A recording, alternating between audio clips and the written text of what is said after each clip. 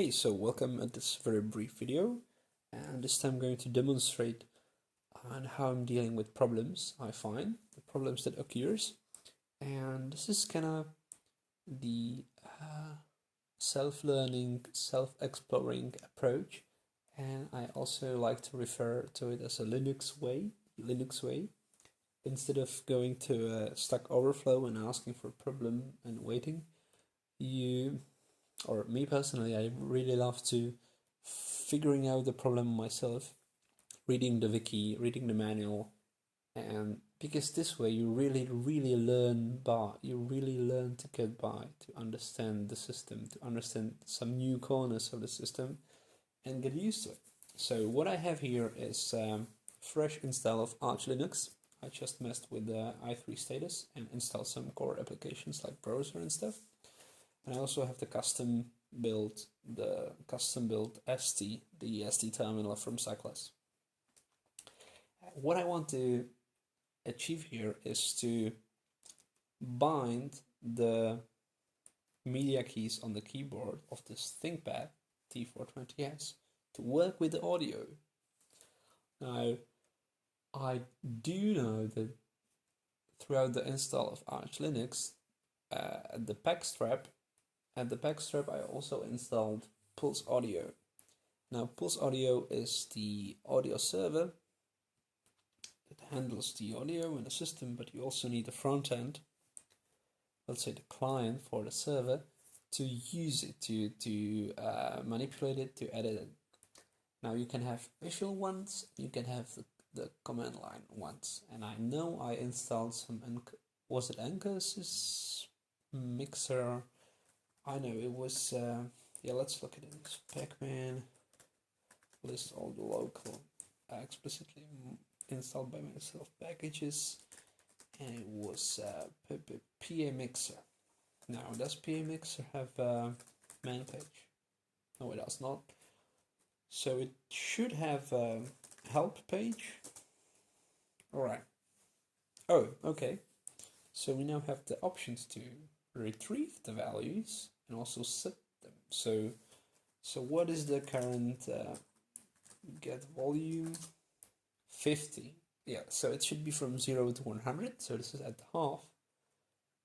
And here we have get mute, display true if volume is mute, false otherwise. So this is just a boolean function to get us if it's muted or not. So PA mixer gets mute, false. So this computer should now play music. Let's quickly test it. I have Firefox here. If you go to SoundCloud and play something, yeah, it does play. It's some shitty pseudo new rap, but whatever. So what I want to do is to map the media keys. Now I do know that the media keys on a ThinkPad or any keyboard at that matter are called with the prefix of XF86.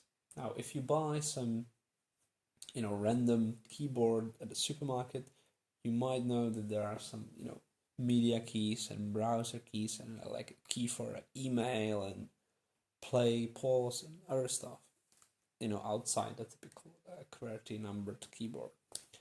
So if we go online and just use DuckDuckGo, here we go for XF86 keys, because I don't know the exact name of the mute button. So if we open the first result and search for mute, yeah, so XF86 audio mute. Alright, so we want to, let's open a terminal here, and this is i3 window manager. I don't have the fully featured desktop environment because I don't really need a desktop environment. This is much bloated. So if we go to the config of the i3, this is for the i3 status here. So we'll just say we'll bind it here. Media keys. So we want to bind XF86 was it audio mute,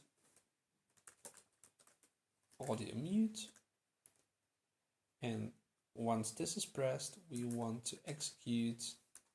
What is it? Execute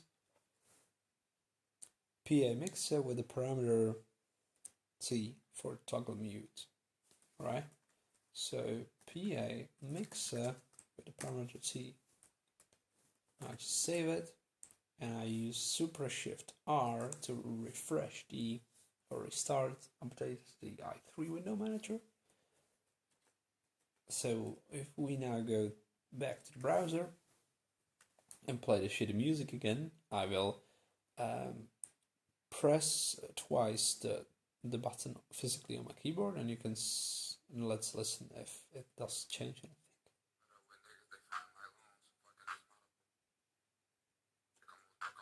Yeah, so it does mute and unmute it.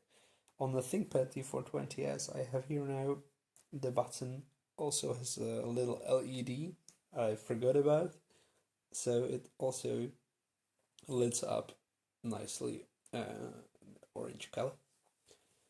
Yeah, so very same way I can now investigate this list and go for audio lower volume, audio raise volume, and I can just simply read here the manual and use the set volume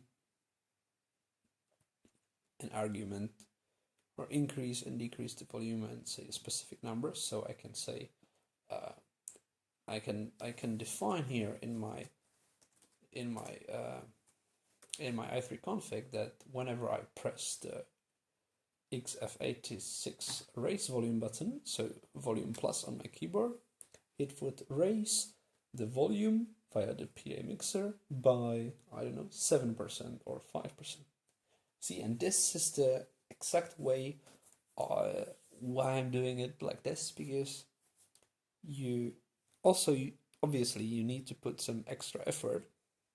I could just simply Google how to use media keys on Arch or whatever, and I would probably get an answer, but it would probably just be one command, and I would not learn anything from it. So this way, I learned how to mute and unmute it with my keyboard, but I also learned that I can bind anything to these keys, how are they called, and with the PA Mixer frontend application, I also learned that I can pass increase or decrease argument with a specific number, and I can set to my liking how much the volume should raise or decrease with every key press of the button.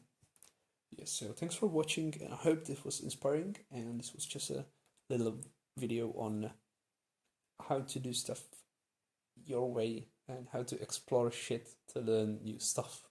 So see you next time.